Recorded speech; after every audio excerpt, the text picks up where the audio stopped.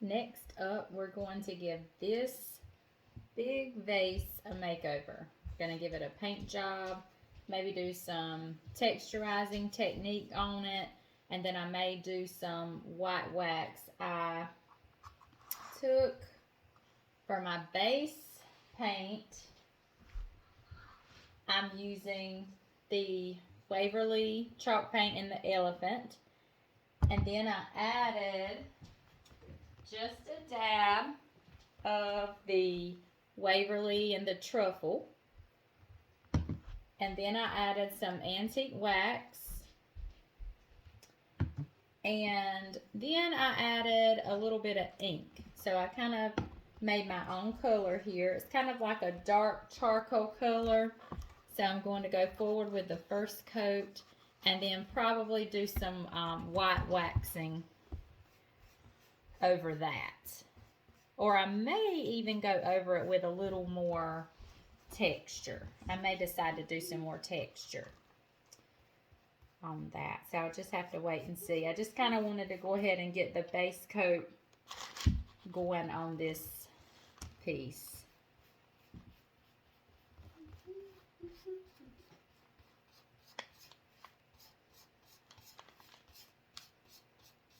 Mama. Mama. What, baby? Okay. Go ahead.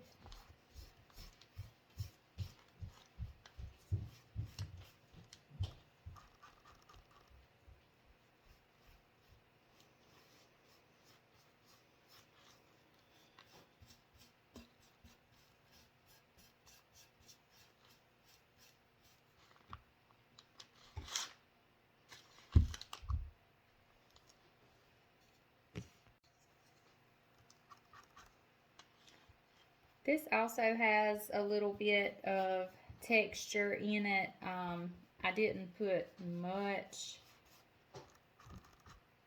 baking soda, but I did put some.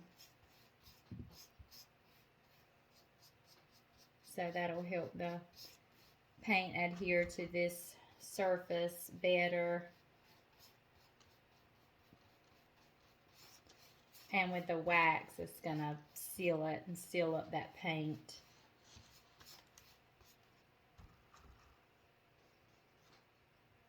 And then I'll be going over it with the white wax, so that'll be double sealer to protect it.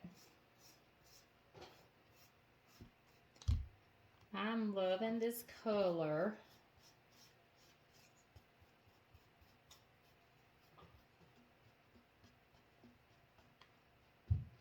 Sometimes I like to get creative and mix the paint color. Okay guys, our vase here is dry. I also flipped it over and went ahead and did the bottom and around the edge here on the bottom.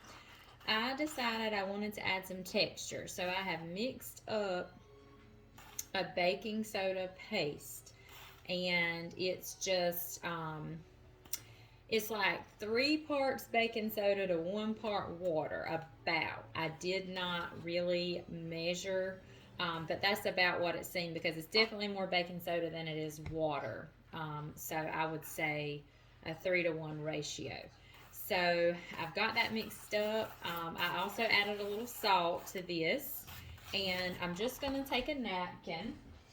I'm going to wet it just a little bit,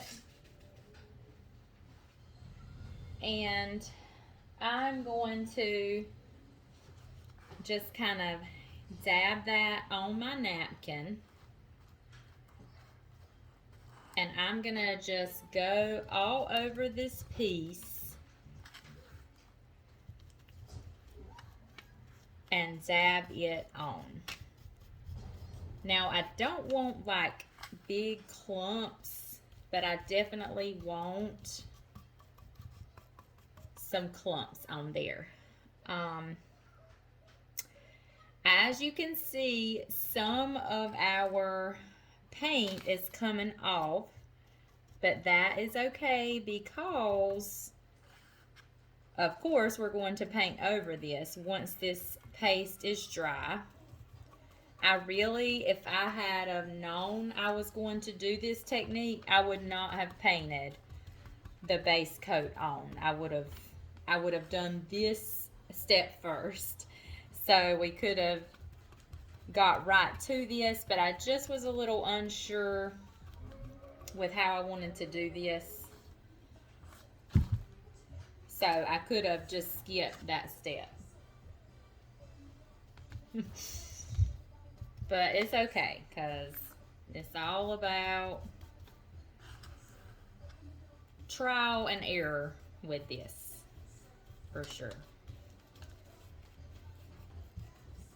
And if one way doesn't work, you can just always go back and try another way.